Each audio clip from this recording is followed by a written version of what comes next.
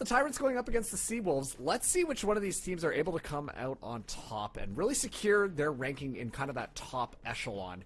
We are going to be going back onto Haven, and let's see what these two teams want to bring out in regards to their agent compositions here, Seymour. And this time we actually get to see, you know, in full force the matchup between these two teams, not just the highlights between the rounds that we get. So we get to kind of get an idea of where they stand and, you know, piecing together a lot of these rounds and not just the action sequences that we find them in. So one thing that I want to see between these two teams, you know, compared to the last time we saw Haven in game number 2, is it was the Huskies on their offense were really struggling at bringing together some strategies. So I'm looking at the attackers here to, you know, start to find some strategy on Haven and see if they can work some spike plants in, because it wasn't until we saw a spike plant out of the BVNW Huskies that they really started to show, you know, strength in an attacking round. And the only attacking round that they actually won was one that they planted the spike on. Yeah, I mean, I think that says volumes here. But more importantly, the Tyrants, they're in uniform, so you know that this is going to be a squad that they're prepared. They got the exact same player card, the very basic one, but still, I want to see what they're coming in for. They're coming in with a little bit more of a quote-unquote meta composition. We are seeing that Raze being played alongside the Fade. We're going to have that Omen brought in as well, and most importantly, we're going to have a Breach come in. And honestly, the Aftershock that Breach brings with his utility kit is really good at countering a lot of Sentinel utility. Meanwhile, though, for the Seawolves, they don't really have too much utility to really rely on. It seems that their composition says that they're going to be going a little bit faster. They're going to be pressing that aggression forwards, trying to make a lot of space and shut down the other team from taking that space. So I'm very curious to see how these two compositions are going to be clashing, but we're starting things off. It's going to be the pistol rounds. We've got the Seawolves on our attack first here, Colin. We haven't really seen much success out of the double duelist composition, so the Seawolves, it's their time to, you know, really show us that, you know, they have what it takes with these agents to use. Beautiful paranoia, actually blinds too, not able to find anything off with the rotations, actually coming into fruition and finding success for your Tyrants. That's now they're denying this space for the Seawolves to be able to say 3 versus 3. Kitten actually blocks off the rotation from VP 311, and now suddenly things turn around for Seawolves as they completely get shut out of C, and that spike is down. And you mentioned it at the beginning, but I cannot emphasize how important that original paranoia that came out from the Tyrants was. It sent the Seawolves completely scattered, and as a result, the Tyrants were able to just walk all over them, catch them out of position, and just spray them down. And then, of course, once the Tyrants got a couple of those picks, they were very aggressive on their defense to kind of pinch things, and now they have that spike control. Don't want to give the advantage over it. The pistol round is always a good one to keep in your back pocket, and it looks like they should be able to pick it up as Invincible does claim the round for the Tyrants, making this 1-0 on her very first round. And there's a great follow-up to that paranoia. I mean, I really think that it's kind of the difference maker in that whole round as we hop into our second. See if the Seawolves can, you know, piece something together here with these pistols. You know, I break a little bit of the buy that you get from the Tyrants. See if you can recover anything and return a round of your own early on. Very patient, something we haven't seen out of this, you know, the second round turnover from a lot of these attacking teams. But I love the caution that we're getting out of the Seawolves, seeing if they can just bait out some aggression. And interestingly enough, the Tyrants, they only have that raise on A. It seems like they're very confident in playing retake on A then, but it kind of works out differently. The Seawolves are not looking at A at all. They're putting aggression onto B. Already the fault line gets used. Smoke just to block it off. It doesn't seem like they want to let go just yet. As Crispy on the inside, gonna strike first for the Tyrants. Backs the Seawolves up into garage. All 4 players just outside, but they're going to give it up right away. Already a lot of time has been burned. They're going to take it over to A where this lone Raze is going to be sitting. A 4 versus 1 on the inside. Soon enough, you should be hearing this information. But Kitten, playing for the retake. I like this call from Tyrants. They got a plan for the retake. Yep, so that's going to be the Seawolves able to get the spike down. They're going to have plenty of time to get themselves set up. But keep in mind, they've only got pistol and have used a lot of their utility. So the Tyrants should be in the advantage here. A lot to work with as they re-enter into the site. There we go. Smoke to block off Sewer.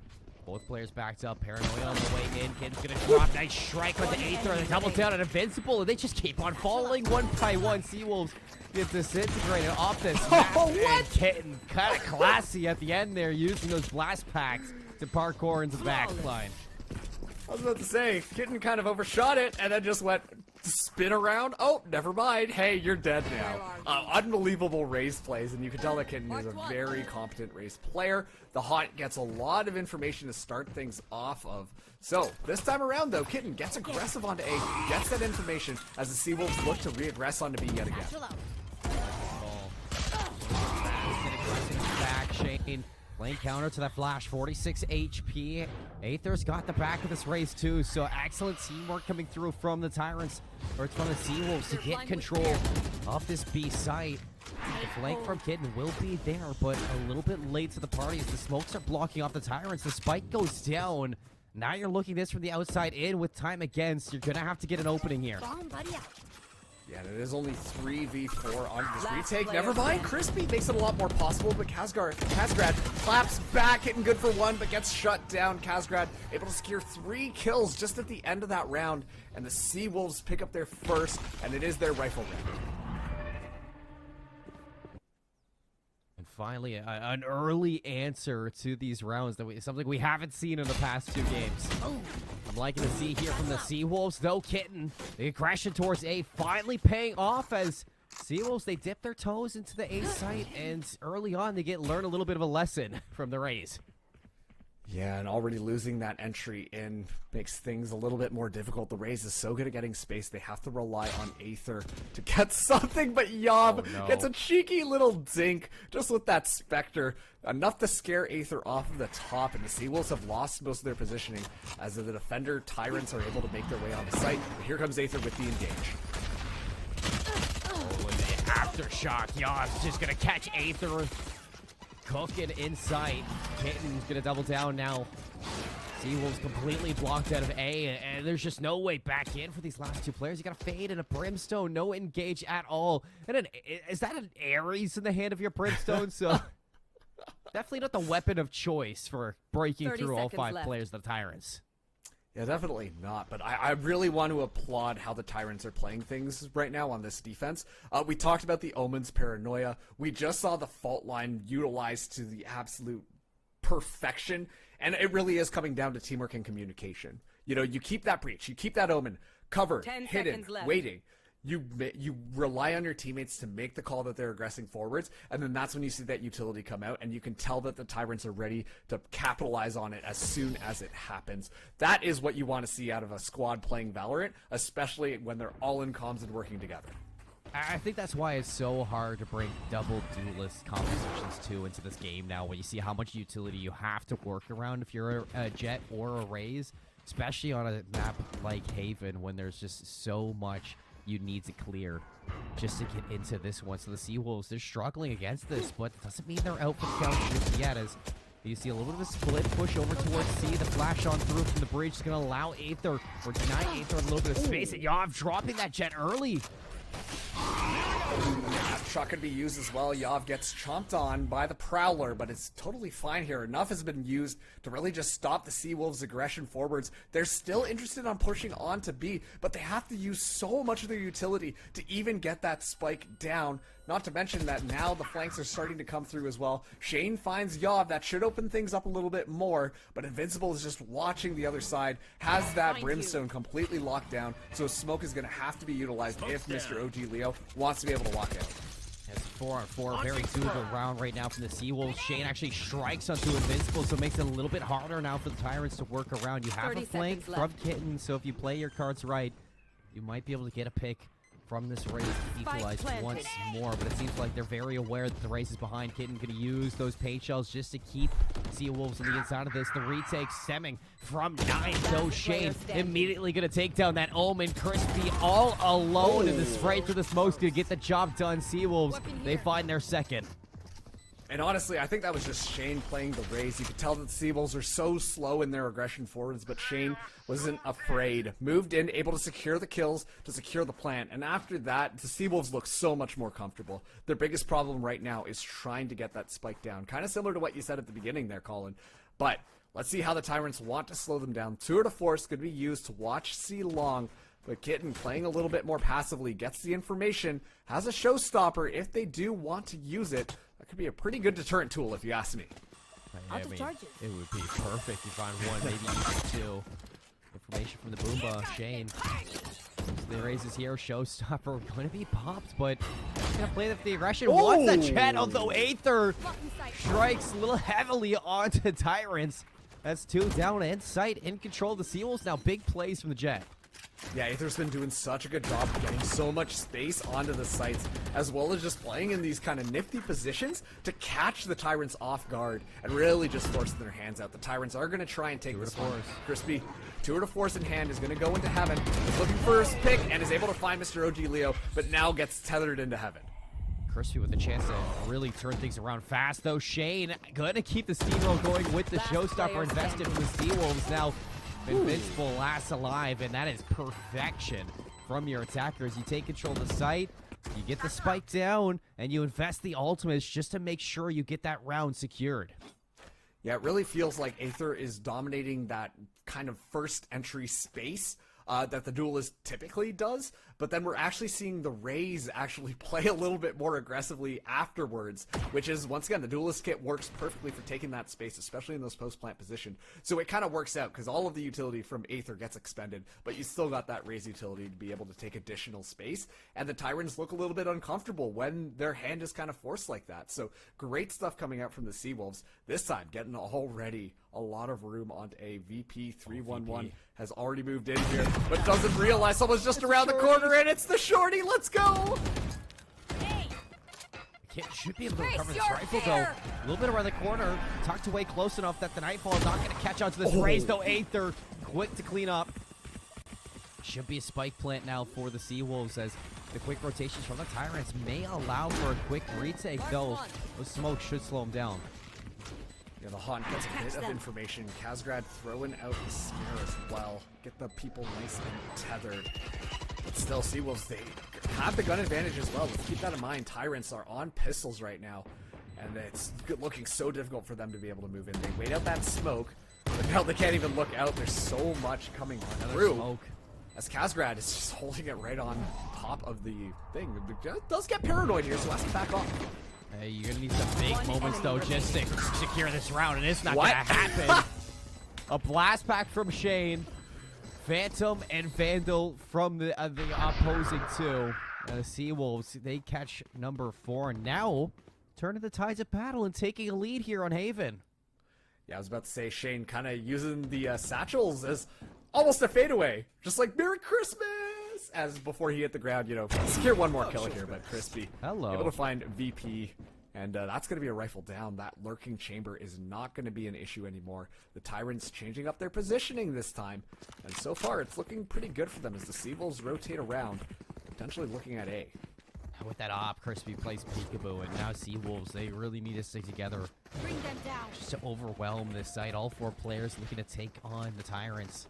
On the inside of A, Kitten gonna be here early on, stuck behind that default plan, invincible, not too far away. Gonna use these prowlers just to continue to keep the Seawolves at bay. Though Shane opens things up. Aether's gonna get the information. The back prowler on to Kitten. The spray through the smoke, though. Look at this, rolling thunder. Tyrants, they don't want to give things up just yet for the Seawolves, and they want to continue to allow Kitten a way of life here inside of A. And look at the teamwork coming through to allow the Tyrants to tie things up.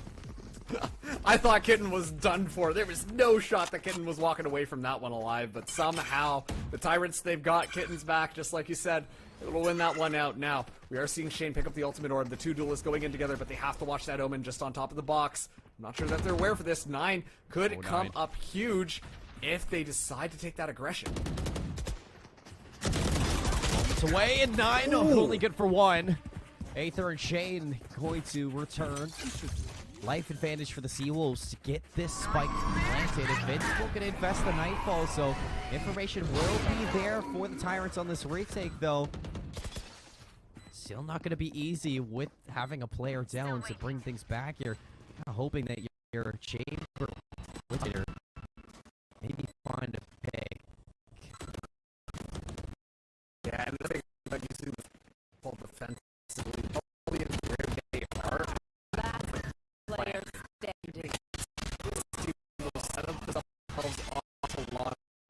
Yeah.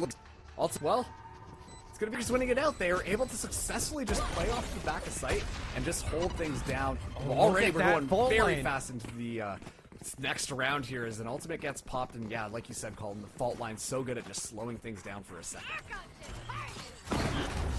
With that, Showstopper could completely dodge it, though. Yav has their teammates back. Showstopper the other way. Shane does a little bit better than Kitten in using that ultimate, though still with a life advantage. The Tyrants, they're going to give things up. Back off the site.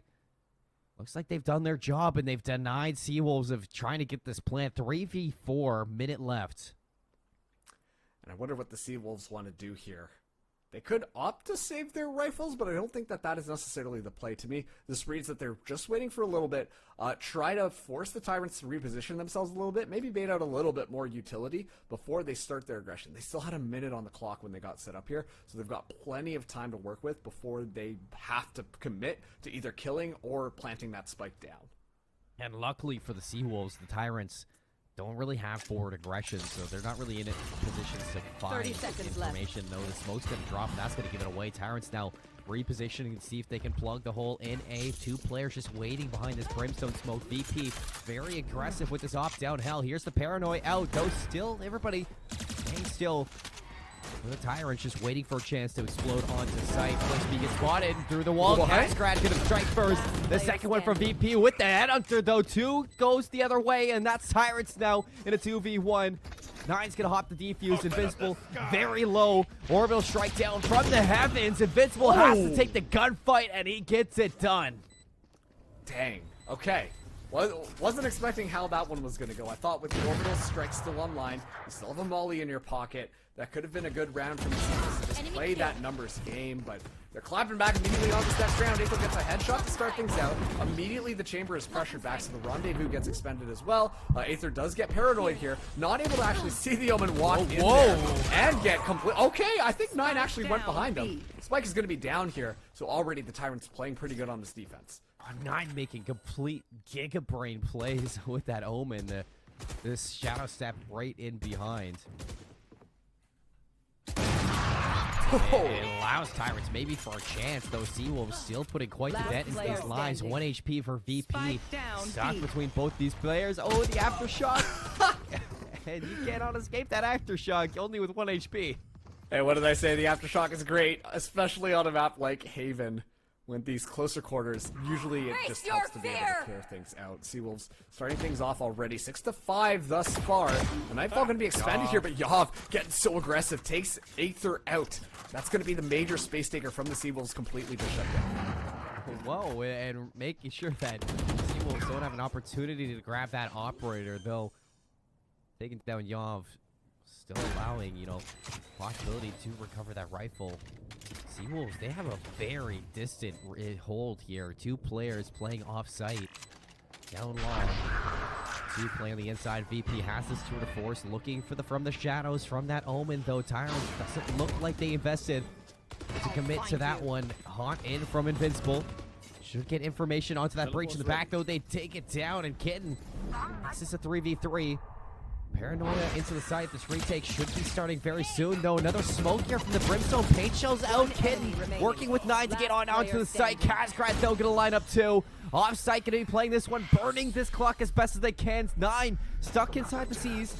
Taps the spike, but there's just no time to get it done. Finds the kill, but it's still around to the Seawolves. 6-6.5. We were talking about the number 4, number 5 coming in from the East Division. And both of these teams really want to solidify that standing.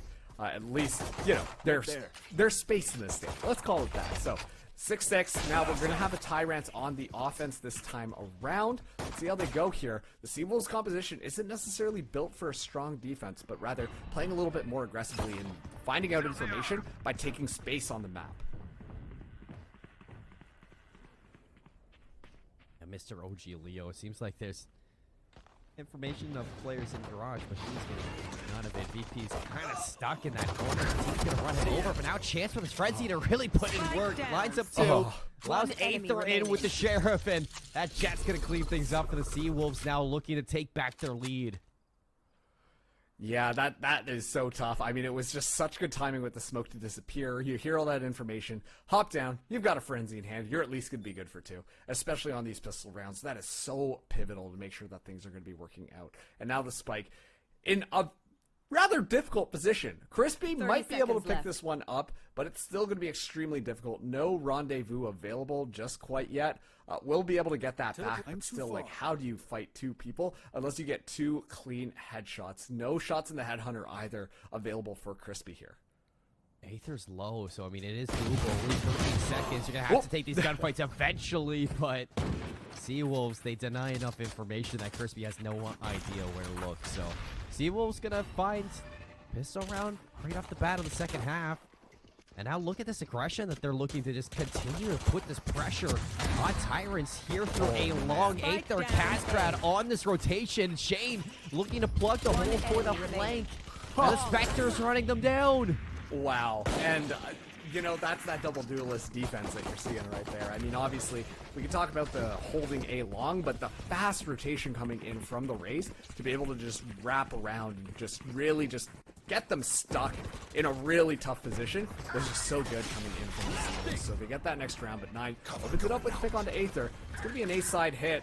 Able to find Shane. This is looking like a very possible round for the Tyrants to be able to pick up. It's looking promising. I mean, Aether has been really the thorn in the side of this team since the beginning, but now with the 5-on-3, they get the spike down, they drop their smoke from their Omen, and not really a way in here for the Seawolves to pull this one back. It's tucked away in hell. 9 gonna spray through the wall, and that is a simple cleanup to the Tyrants.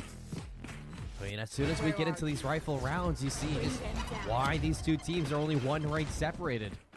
Yeah, and it was really good for the Tyrants to be able to keep everybody alive, because then all their rifles are going to be back. But once again, this is why you want to punish Aether at the beginning of a round, because otherwise Aether was just going to take away some of your team members' lives, and you're not going to have a good time, honestly. Never a good time when you get picked so early, and I think that was something important in the last round that we had to highlight was how quick, you know, 9 was to actually catch that jet. You will find the return if you're kidding. Mr. OG Leo's going to be dropped, but somehow your chamber has slipped the line, and VP going to continue the pressure out of the Seawolves. At least delaying this rotation out of Crispy. Going to be such a big pick from your chamber to get 3 versus 3. Spike down at C. Here we go. The Seawolves are starting to make their way around. They're going to be coming in with their 2 duelists from the main side of their spawn. No, they're not really... Oh, there we go. I was about to say they're not really checking the corners, but Shane is ready for it. Suddenly, it's a 1v2 scenario here. Crispy, last person alive, just wants to play the time down. But the swings are good. Who else but Shane? Crouched on the ground, doing a little bit of a crab walk. Phantom in hand, makes it look easy. The Seawolves retake their lead with a little bit more of a dominant fashion. It's now 9-7. Yeah, give himself a little bit more of a cushion here on defense for that retake, and a little bit of a misplay there from the Tyrants with not planned that with a player in the back, though. Showstopper shut down by Aether. Jet strikes first again, and immediately the Brimstone smoke goes down, so nobody from the Tyrants can follow it up. Aether just getting so aggressive here, but honestly not really needed. Such a good crossfire already set up by the squad, as well as the slow from the chamber makes it almost impossible for the Tyrants to get a foot in the door. A little bit of a, you know, flick the mouse around, see what we get here. But great defense coming out from the Seawolves. They're only 3 rounds away from closing it out, but we are in the Stinger meta, and 9 finds the first pick on a VP. Interesting play out of VP to try to get that aggressive. Now rifle recovered for King. Calling from Mr. OG Leo, and Orbital strike down going to deny the plan, so forcing these gunfights out of the Tyrants in a 4v4. This should be good for the Seawolves to continue laying the pressure on. Mr. OG Leo finds 2. 3 kills since the round now. Pressed up against the ropes. Tyrants can battle out from the inside. Nice shots on the Aether, just not good enough. 9 stuck in the middle of everybody. And Seawolves find 11. Such good stalls onto the plant. Okay, they're not out of this yet. The Tyrants are a little bit upset about how that last round went. Aether does go down as well, so that's going to make things a lot easier for the Tyrants to be able to do something. 4v2. Very early gun duels happening here. They don't even need to put the spike down, and now it's just a 1v4. From the shadows is going to be used to get that spike down onto C, but I don't know how the Seawolves come back to this one. Thus far, though, they've been looking extremely good, both on their defense as well as their attack, Colin. I mean, 1v4 from Shane. I can see it. He's got the showstopper. Just, I don't expect the Tyrants to just throw this one away and roll over so easy. Crispy playing this close angle through a garage. Shane gonna check this corner. Doesn't even need to. Nine's gonna finish that off right away. So beautiful round out of the Tyrants there to give themselves 8. Keep Seawolves away from match point, and it comes off of this player right here, Yav, playing that breach and even finding such impactful kills to go alongside it. Has the Rolling Thunder now into the round alongside the Nightfall for the Tyrants. Aether's going to pop that Blade Storm early and completely get denied, down to 51 HP. Yeah, but gets that information that they're definitely not going A, and you can already see the Seawolves adapting their positioning, understanding that tidbit of information. They're really just locking down C as well as B. They don't want to allow the Tyrants to have an opportunity to enter. And you know what? Even though Aether barely stayed alive there, it was enough information for the squad to be a little bit more comfortable about where they want to set themselves up. And you stay alive, so it makes it harder for Tyrants to decide if they want to, give up on C or B just yet. So Aether playing it perfectly so far, and now Tyrants burning enough time that they're actually catching some repositions out from the Seawolves. VP's going to find nobody through grass. All 5 players just going to be bundled up towards C. Kazgrad about to get a rude awakening from the rest of them. Nightfall, Rolling Thunder all the way to the back. A little bit of a fade away from the Haunt. Kazgrad going to have to give up the site. And Tyrants, they get the spike down, or they should get the spike down. Yeah, they've completely taken over that C side, and the smokes are going to be good for it. Such a good combination of ultimates, and as a result, they're able to just seize that site. Nine able to pick up a headshot onto Aether. Yaw just able to catch the showstopper being popped at the same time, but the Seawolves are playing off each other. Now a defensive Nightfall is going to be coming through to give a lot of information of where this squad is hanging out. Kazgrad comes in for one, sees the last, and that's going to be the Seawolves. The defense cannot be defeated, and now they're on match point, Colin. That was just great pacing out of your Seawolves, just to make sure that you don't jump the gun and really push into the Tyrants without using that Nightfall to get the information first. And you see Kazgrad, as soon as that Nightfall goes down, you get rid of Invincible just hiding away onto Lumber. Rascal's history into that one. Now, on match point, Seawolves, tour de force alongside Orbital Strike. Only thing standing in their way is 5 players of Tyrants and a tour de force of their own. And that tour de force from Seawolves actually gets pressured off from a well-placed Aftershock. Told you. Aftershocks. I love the positioning here, but the Tyrants have to be able to play off of it a little bit better. They expended so much utility to get kind of close to A. And kind of close is not A site. So that really kind of just sucks, if I'm being completely honest with you. It's going to be so much more difficult for the Tyrants to be able to find that positioning on this do or die round. It was a good job being able to put the pressure here, but now Aether has been activated. Able to find 9, gets half of a shot off onto Kitten. But that operator is such a big presence here. Paint Shells will allow the cross, but Aether's going to respect it. Completely back up. You know, you did your job. Now it's just time to stay alive if you are the Jet with the op, and Tyrants back to square one. You still just don't really have anywhere to go from where they are in only 26 seconds. Not a lot of time to rotate through. VP is going to push the issue even farther onto the Tyrants. 2 players down. Looks like B-side is where we got to go. Kitten going to lead the Tyrants into this round. 12 seconds left. Satchel into the back line. Although VP is still here with a tour de force. Knocks off 2, and Kazgrad's going to finish the job. Seawolves, they're